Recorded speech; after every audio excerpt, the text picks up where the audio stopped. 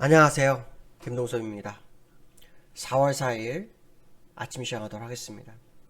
지난주 금요일에 미국 시장은 소폭 상승 마감하는 모습이 있었는데요. 이틀 조정 주고 금요일날 반등에 성공하면서 마감했습니다. 이평선상으로 일봉을 보면 60일선 지지력 이런 해석도 할 수 있겠지만 일봉을 보면 안 되고 주봉을 봐야 한다라고 말씀드렸었는데요. 그것도 한번 이따 차트로 보도록 하겠습니다. 지난주 금요일날 미국 시장이 중요한 이슈로는 한 두세 가지가 있는데요. 하나는 뭐냐면 3월 비농업 부문의 고용지표가 발표가 됐는데요. 약 43만 명 증가 정도가 됐습니다. 시장 예상치 49만 명 정도 증가를 예상했는데 약 6만 명 줄어든 모습이죠.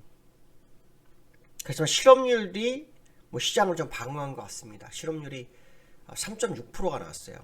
코로나가 터지기 전에 실업률이 3.5%였어요. 그러니까 이제 완전 경제가 돼 있는 상황이 되죠. 완전 고용 상태가 된 거나 다름없다. 그러니까 미국 시장은 고용이 완전 고용이 됐다. 그러면 이제는 물가를 잡을 수밖에 없는 거예요. 고용마저도 불안하다. 그러면 이 물가를 조금 시간을 끌고 이런 상황을 지난번 했었단 말이에요. 근데 이제 더 이상 고용 가지고 물가의 발목을 잡을 물가에 대한 어떤 문제로 인한 금리 인상에 대해서 발목을 잡을 수가 없다. 그리고 이제 금리 인상만이 시장에 남아있는 상황이다.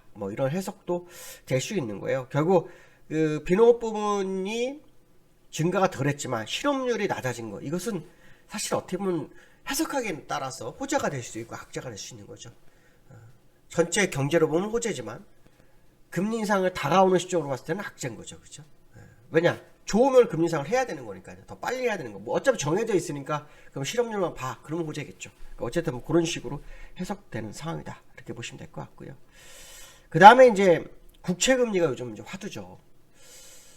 옛날에 한 2년 정도, 2, 3년 전에 그랬어요. 국채금리 역전되면은 위험하다 그래갖고 계속 국채금리 어떤 그 2년물과 10년물의 스프레드 차이가 얼마나 되나 이런 걸 좀 봤거든요.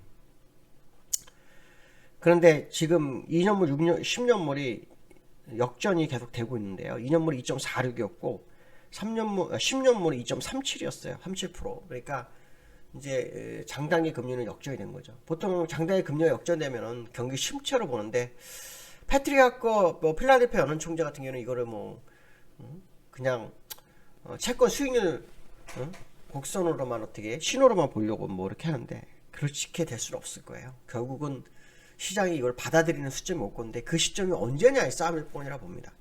미국 시장은요 참 재미난 게 뭐냐면 모든 재료를 그때그때 반영하거나 조금 더 시간을 두고 반영하는 경우가 굉장히 많았어요.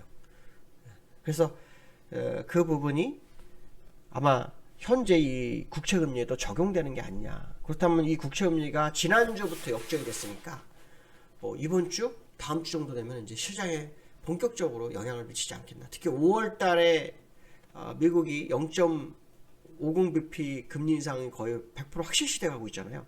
6월 달도 0.50bp가 확실시 되고 있고 6월 달 같은 경우는 0.75도 가능한 확률이 6%가 좀 넘어서기 시작했거든요. 그렇다면 결국 이제 앞으로 3개월, 이달 포함해서 3개월 안에 금리는 1%가 더 올라가는 거예요. 그럼 미국 1.75가 되는 거죠. 1.5가 되는 거죠. 1.5에서 1.75 사이가 돼버리는 거예요. 그렇게 되면은 상당히 휴유증이 있을 것 같은데 어쨌든 시장은 이런 거를 약간 무시를 하고 있는 상태예요. 아직까지. 근데 결국은 저는 시장에 반영할 거다. 이런 생각을 한번 해보시면서 보시는 게 맞을 거다. 이 말씀 좀 드리고 싶고요. 우크라이나 러시아가 온라인 협상을 또 시작했다고 하네요. 그런데 러시아가 또 서부의 벨고로드주라는 데 유류 저장소를 또 공습을 했다고 합니다. 그러니까 러시아는 믿으면 안 됩니다. 이건 화전 양면 협상이라고, 화면 양면 정책이라고 제가 말씀드렸잖아요. 계속 뭔가 협상하는 것 같으면서 전쟁을 하는 거죠. 자기가 원하는 걸 가져가는 그런 전략을 구사하는데 이걸 지금 제가 우크라이나뿐만 서방세계가 다 속고 있다라고 판단하고 있는데요. 얼마 전에 우크라이나가 모스크바 근처에 있는 유류조정소를 폭격했다 이런 얘기 있는데요. 모스크바도 결국 유리한 협상 카드를 갖기 위한 행보가 이루어지고 있는 것이 아니냐 이런 생각을 해봐야 될 것 같습니다. 역외환율이 1220원에 근접해서 끝났어요. 그러니까 1219원인가 끝났거든요. 1200 역외환율 1219원 정도 끝났으니까 사실 뭐 1220원이나 다름없는 거죠. 근데 상당히 그 변동성이 큽니다. 상당히 변동성이 큰 시장의 모습이기 때문에 앞으로 뭐 조금 더 상황을 좀 더 지켜봐야 되겠지만 상당히 좀 그 환율이 변동성이 크다 뭐 이런 생각 해봐야 될 것 같아요. 우리나라는 아마 환율 영향을 좀 받지 않을까 그 생각을 해봐야 될 것 같습니다. 기술적으로 보면 이제 주봉을 봐야 한다고 말씀드렸잖아요. 일봉을 보시면은 이렇게 60을 돌파했다가 60을 이렇게 찍고 올랐기 때문에 되게 좋아 이렇게 생각할 수 있지만 주봉 보면은 일목균형표상으로는 아직 그러니까 이평선상으로 20주선에 걸쳐 있고요. 일목균형표상으로는 후행스팬이 캔들에 걸쳐 있는 상황이라 정확한 답을 내기 어렵습니다. 보통 여기서 밀리면 이 전저점을 다 깨버리는 경우가 많았다. 그런 생각도 한번 해볼 필요성이 있고요. 나스닥도 역시 마찬가지입니다. 나스닥도 지금 캔들이 걸려있는 모습이고 이평선에 걸려있는 모습이죠. 이런 상황 속에서의 흐름은 좀 더 시간을 두고 봐야겠다. 그러나 분명하게 일목균형표상으로 이 모습은 쉽지 않은 모습입니다. 정말 일목균형표로 이런 모양이 나오기가 정말 어렵습니다. 그래서 이거를 좀 더 시간을 두고 확인해 볼 필요성이 있겠다. 이런 말씀드리고 싶고요. 원달러가 어저께 1215원, 제가 지난주 금요일 1215원에 끝나는데 종가는 그 역외환율 1219원 70점, 거의 뭐 1220원이거든요. 그래서 이번 주 1220원 뭐 안착이나 돌파 여부를 확인해야 돼요. 왜냐면 일봉상으로 변동성이 어마어마하기 때문에 이번에 많이 올라가게 되면 또 다시 저는 이 위로 갈 거라고 보거든요. 이제 시장이 반영될 순간이 다가오고 있다. 그런 생각 해봐야 될 것 같습니다. 이따가 시장에 반영을 거의 안 했잖아요. 그런데 이제 반영이 될 확률을 좀 열어두고 보시는 것도 나쁘지 않을 것 같습니다. 그 다음에 이제 우리나라가 14년 만에 1분기 무역 적자가 생겼대네요. 그러니까 수출이 약 한 188억 불? 168억 불 정도 증가해서 634억 불 정도가 됐는데 그 중에 이제 반도체가 4분의 1 정도, 131억 불 정도가 되고 있고요. 수입은 636억 불, 죄송합니다. 636억 불. 636억 불로, 수출에 비해 2억 불 정도가 증가를 했습니다. 그러니까 유가의 상승 영향이 이렇게 컸다.